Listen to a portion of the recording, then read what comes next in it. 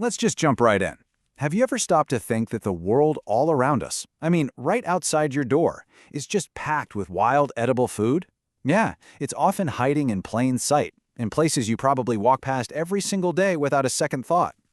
I mean, really think about that for a second.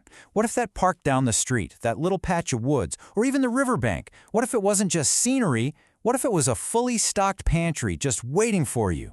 It totally changes how you see everything.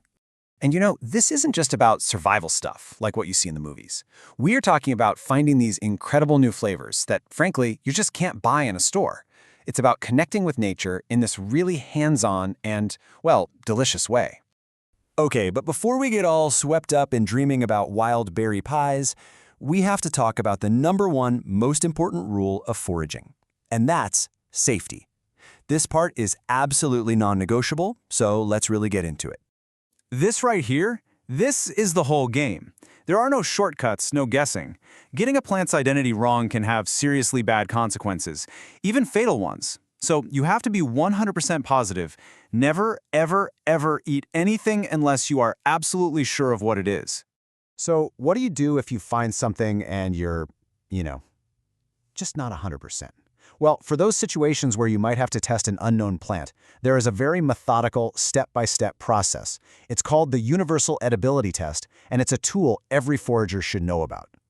And this process really shows you the level of caution we're talking about. First, you check for a skin reaction. Then, if you're all clear, you hold a tiny piece in your mouth for 15 minutes, without swallowing. Still nothing? Okay, you swallow that one tiny piece. And then, you wait. You wait for hours.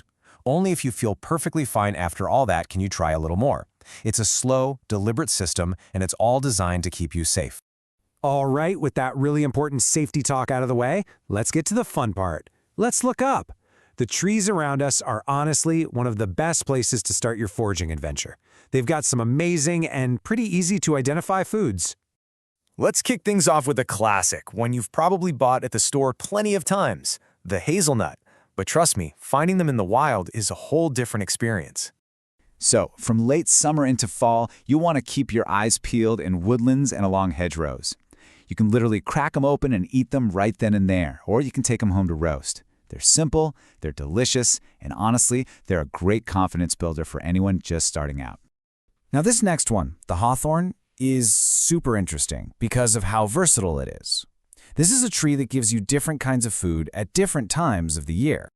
So, in the spring, maybe around April, the young leaves have this great nutty flavor, fantastic in salads. People used to call them bread and cheese because kids would just snack on them. Then, you wait until autumn and the same tree gives you these bright red berries that are perfect for making things like jellies and syrups. How cool is that? 2 completely different harvests from just one tree.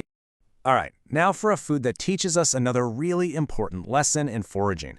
Some things need a little bit of prep work before you can eat them, and the acorn is the perfect example.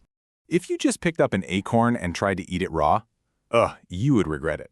It's incredibly bitter, and that's because of something called tannins. But by leaching them, which just means soaking them in water and changing that water a few times, you wash all those tannins away. And after you do that, a whole new world opens up.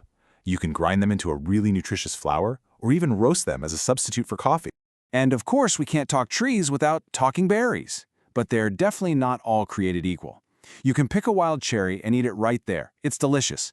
But if you try that with a slow berry, whoa, your mouth will pucker up like you've never felt before. They're super acidic, much better after a frost and used for making drinks. And rowan berries? They're quite bitter, so you really need to cook them down into a jelly. It just goes to show, even within one category like berries, you've got to know what you're doing. Okay, so we've been looking up in the canopy. Now let's bring our focus down to the ground. The forest floor, the fields around us, they are just teeming with edible plants, and a lot of them are things we just call weeds. And I can't think of a better example than this guy right here, the dandelion. It has to be one of the most recognizable and widespread wild edibles on the entire planet. It's kind of amazing, really. People spend so much time and money trying to get dandelions out of their lawns, but they're totally missing out. The leaves are amazing. When they're young, they're perfect raw in a salad. They have this great peppery kick. As they get older, they do get more bitter, but all you gotta do is cook them for a minute, and that bitterness just melts away.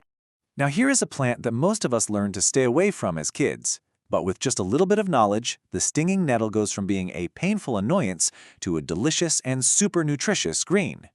The secret is heat.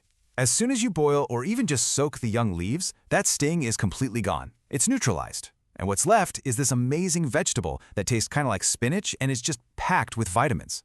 It's perfect for soups or purees. It's like a little bit of kitchen alchemy. If you've ever been near a marsh or a pond, you've seen these. Cattails are famous with foragers because they are so incredibly useful. They call it the supermarket of the swamp for a reason. I mean, just look at the possibilities. Depending on the season, you can harvest different parts. The root-like structures at the bottom, the rhizomes, are starchy and can be turned into flour. The young shoots in the middle can be eaten like asparagus. You can even cook the flower heads and eat them like corn on the cob. It's pretty much a whole meal growing on one stalk. So we've looked up in the trees, we've looked down at our feet. Now let's put it all together. Let's look at the payoff. What happens when you take all these wild finds from the forest to the table? The possibilities are just staggering. You can make simple salads with things like dandelion and hawthorn leaves, cook up greens like nettle, brew teas from pine needles, make jams from crab apples, grind acorns into flour. You can even find spices like juniper berries.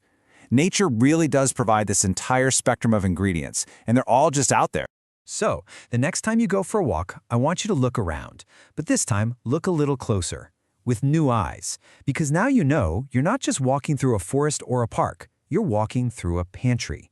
And the only question left is, what edible secrets are waiting to be discovered near you? Our episode today is ended. Thank you for watching, and see you in another video.